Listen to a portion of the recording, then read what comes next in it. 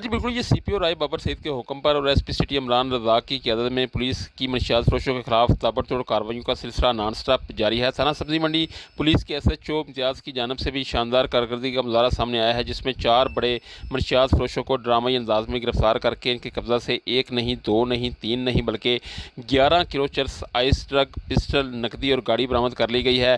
गिरफ्तार मुलजमान में नदीम, महर, गुलाम हैदर, बिलाल और आसफ शामिल हैं। थाना सब्जी मंडी पुलिस के हाथों इन मनशियात फरोशों की गिरफ्तारी इस पॉइंट ऑफ व्यू से भी इंतहाई अहमियत की हमल है कि मुलजमान तलीमी इदारों में ज़ेर तलीम तलबा की रगों में मनशियात की सूरत में जहर उतार कर पाकिस्तान का मुस्तकबल तरीक करने में मसरूफ़ थे।